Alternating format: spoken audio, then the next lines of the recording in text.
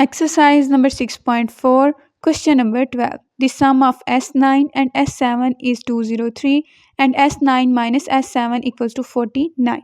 यहाँ तक हमें दो चीज़ें दी गई हैं, एक तो S9 और S7 का सम और एक S9 और S7 का सब्ट्रैक्ट करके दिया गया है.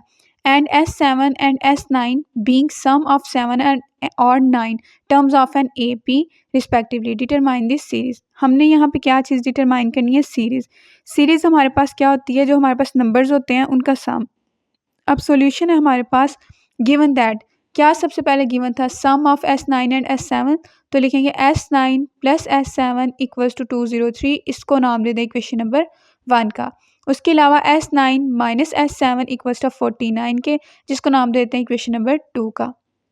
अब इन दोनों इक्वेशन को ऐड करें. Adding 1 and 2 we get 2S9 equals to 252 which implies S9 equal आ जाएगा 126 के. अब subtracting 2 from 1 we get 2S7 equals to 154 which implies S7 equals to 77.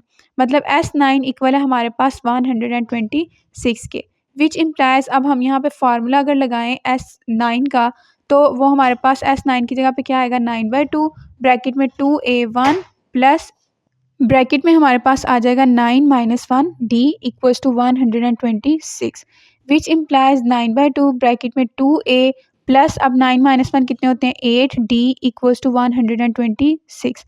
अब जो लेफ़्ट साइड पे 2 डिवाइड हो रहा है उसको राइट साइड पे जाके अगर मल्टीप्लाई करवा दें तो हमारे पास, अगर मल्टीप्लाई ना भी करवाएं तो 2 9/2 वैसे ही रहेगा. अब ब्रैकेट में से हमारे पास 2 कॉमन आएगा तो हमारे पास बचेगा A plus 4D which is equal to 126. अब जो 9 के नीचे 2 था और जो कॉमन निकाला हुआ 2 था, दोनों आपस में कैंसिल हो गए. तो हमारे पास क्या बचा? 9 ब्रैकेट में A plus 4D which is equal to 126. यहाँ से हमारे पास 9 राइट साइड पे जाकर डिवाइड हो जाएगा तो बचेगा A plus 4D which is equal to 14. इसको नाम दे दें इक्वेशन नंबर 3 का. अब दूसरा हमारे पास क्या बना था? एज S7 इक्वल था 77 के, तो S7 की जगह पे हम लिखेंगे 7/2 ब्रैकेट में 2A1 plus 6D which is equal to 77. अब यहाँ भी हम पहले ब्रैकेट के अंदर से 2 को कॉमन निकालेंगे तो 7/2 डॉट 2 अंदर क्या बचेगा? A plus 3D which is equal to 77. अब 7 की जो डिवाइड वाला 2 था और कॉमन निकाला 2 था, दोनों कैंसिल हो गए.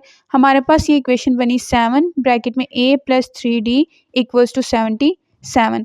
अब ये हमारे पास लेफ्ट साइड से जो 7 है राइट साइड पे आके डिवाइड हो जाएगा. हमारे पास बचेगा A plus 3D equals to 11. इसको नाम दे दें इक्वेशन नंबर 4 का.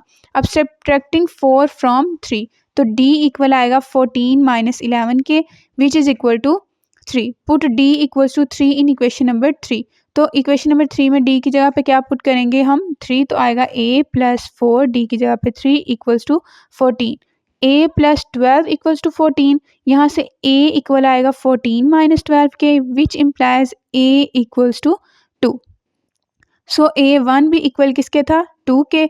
अब हमारे पास A2 इक्वल आएगा A1 plus D which is equal to A1 की जगह पे क्या लिखेंगे? 2 प्लस D की जगह पे 3 विच इज़ इक्वल टू 5.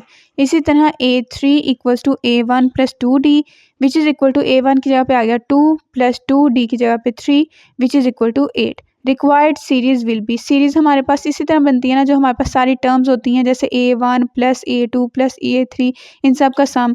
तो A1 क्या थी? 2 plus A2 5 plus 8 plus so on.